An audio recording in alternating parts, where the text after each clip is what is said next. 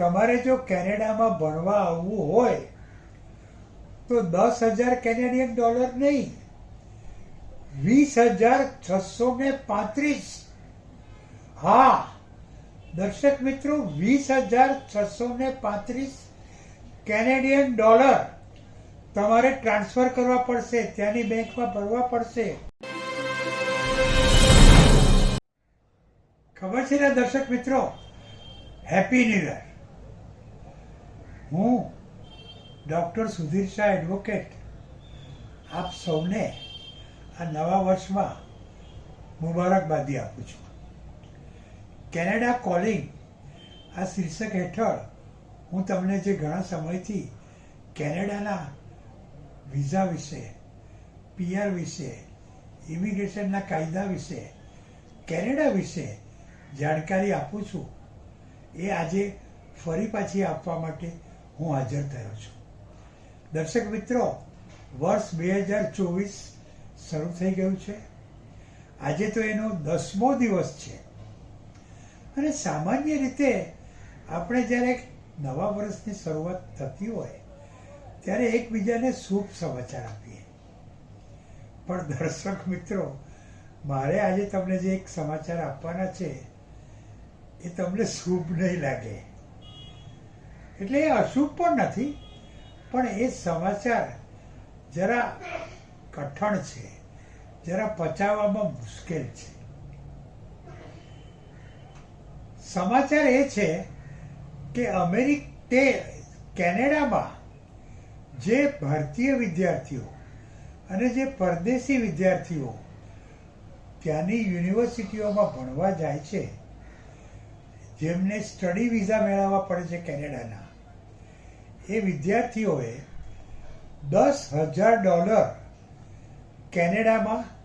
કેનેડાની બેંકમાં ડિપોઝિટ કરવાના રહે છે અને ગેરંટીડ ઇન્વેસ્ટમેન્ટ સર્ટિફિકેટ મેળવવાનું રહે છે. વર્ષ 2020થી આ $10,000 કેનેડિયન ડોલર ડિપોઝિટ કરવાની સિસ્ટમ ચાલુ હતી.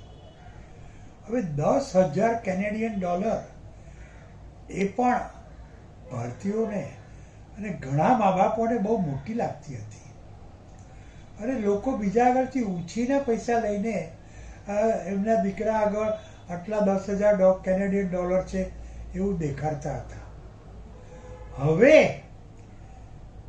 23 વર્ષ પછી વર્ષ 2024માં કેનેડાની સરકારે કહ્યું કે ભાઈ, અમે આ જે $10,000 કેનેડિયન ડોલરની રકમ નક્કી કરી હતી એ તો 2020માં કરી હતી. એ પછી તો કેનેડામાં મોંઘવારી ખૂબ વધી ગઈ છે, ઇન્ડેક્સ ઊંચો ગયો છે, રહેઠાણોના ભાડા વધી ગયા છે, ખાવા પીવાની ચીજોના ખર્ચા વધી ગયા છે, ટ્રાન્સપોર્ટનો ખર્ચો વધી ગયો છે, દરેક ચીજમાં મોંઘવારી થઈ ગઈ છે. એટલે $10,000 પૂરતા નથી.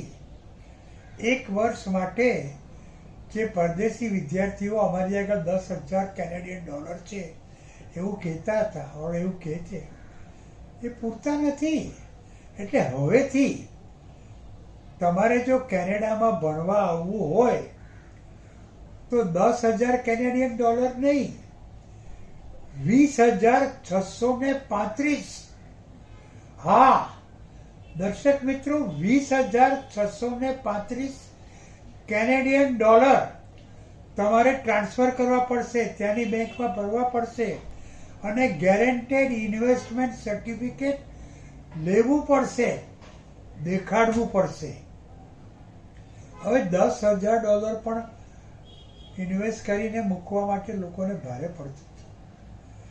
હવે 10,000ના સીધા $20,635 કરી નાખ્યા છે. એટલે પહેલાં લગભગ 6 લાખ રૂપિયા ઇન્ડિયન રૂપીસ ડિપોઝિટ કરવા પડતા હતા. હવે 20,09,000 રૂપિયા ડિપોઝિટ કરવા પડશે. સોરી, પહેલાં 6 લાખ ડિપોઝિટ કરવા પડતા હતા, હવે ₹13,00,000 ડિપોઝિટ કરવા પડશે. કારણ કે આ 20,635ના તો ગેરંટેડ ઇન્વેસ્ટમેન્ટ સર્ટિફિકેટ લેવાના છે, પણ એની ઉપરાંત પણ બીજા થોડા પૈસા આપવાના રહે છે. એટલે વિદ્યાર્થીઓના વાલીઓએ તો $20,900 મોકલવા પડશે.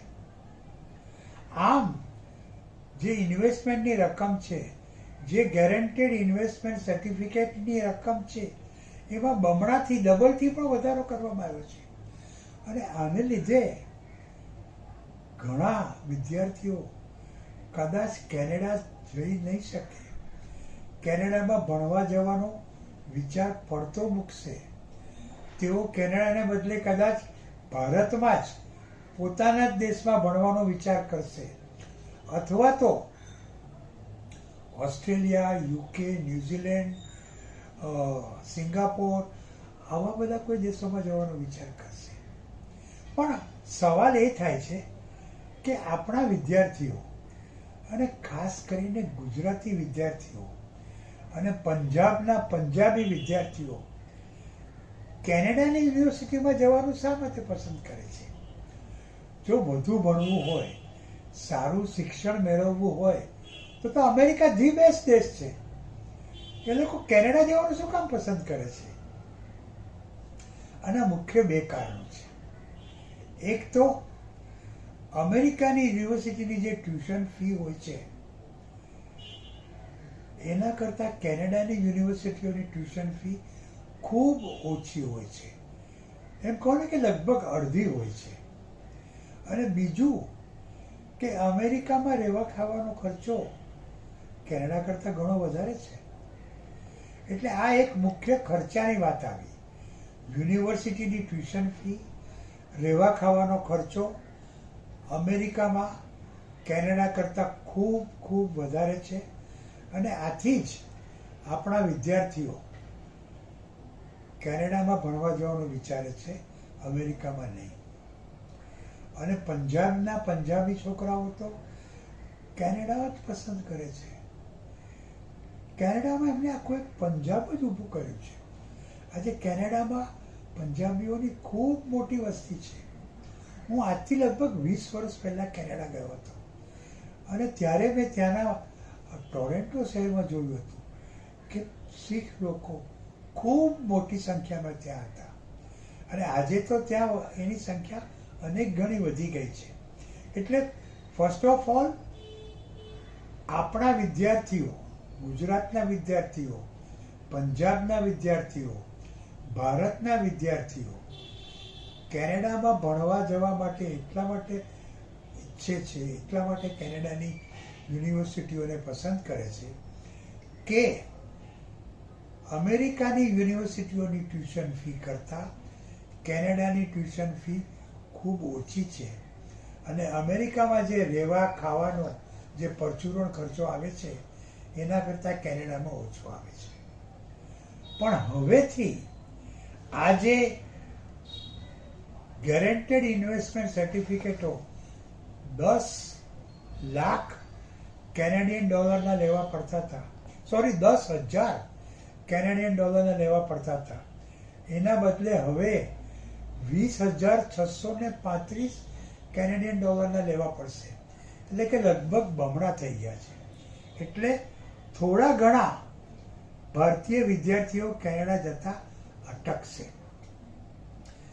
કેનેડામાં ભણવા જવાનું બીજું પણ એક કારણ છે. તમે ત્યાં જો ભણો તો તમને 3 વર્ષની અંદર કેનેડાને PR મળે છે, પરમેનન્ટ રેસિડેન્સી મળે છે. જ્યારે અમેરિકામાં તમે ભણો તો કે તમને ત્યાંનું ગ્રીન કાર્ડ મળતું નથી. ગ્રીન કાર્ડ મેળવવા માટે તો તમારે બીજું ઘણું બધું કરવું પડે છે. કેનેડામાં જો તમે ભણ્યા હો તો તમને 3 વર્ષની અંદર PR મળે છે. આ પણ એક કેનેડા ભણવા જવા માટેનું મુખ્ય કારણ છે. એટલે આપણા વિદ્યાર્થીઓ એક તો ફીમાં થોડી ઓછી સવલત, રહેણી કહેણી, ખાવા પીવાનો ખર્ચો ઓછો, અને 3 વર્ષની અંદર PR મળે એટલે કેનેડા જવાનું પસંદ કરે છે. અને આ ઉપરાંત બીજા ઘણા કારણો હોય છે. કોઈકને કેનેડા દેશ ગમતો હોય છે. કેનેડાની અમુક યુનિવર્સિટીઓ ખરેખર ખૂબ જ સારું શિક્ષણ આપે છે. વર્ષમાં વિશ્વમાં એ લોકોનો નંબર પણ અમુક કેનેડાની અમુક યુનિવર્સિટીનો નંબર ખૂબ આગળ પડતો છે. અને ઘણા વિદ્યાર્થીઓના સગાવાલા કેનેડામાં રહેતા હોય છે. આથી પણ તેઓ કેનેડા ભણવા જવાનું ઈચ્છે છે. આમ જુદા જુદા કારણોસર આપણા વિદ્યાર્થીઓ કેનેડામાં ભણવા જવા ઈચ્છે છે. અને એ માટે એમને જે $10,000 કેનેડિયન ગેરંટીડ ઇન્વેસ્ટમેન્ટ સર્ટિફિકેટ લેવા પડતા હતા, એના બદલે હવેથી એમને $20,635 કેનેડિયન ગેરંટેડ ઇન્વેસ્ટમેન્ટ સર્ટિફિકેટ લેવા પડશે. અને આથી કદાચ કહું છું હો, કારણ કે આપણા વિદ્યાર્થીઓને પરદેશ જવાની એટલી બધી ઘેલછા છે. અને કેનેડા તો કંઈ ધોધમાર ઢગલાબંધ છોકરાઓ ત્યાં જાય છે કે કદાચ આ જે ઇન્વેસ્ટમેન્ટ એમાઉન્ટ છે એ ડબલથી પણ વધારે કરવામાં આવ્યો છે.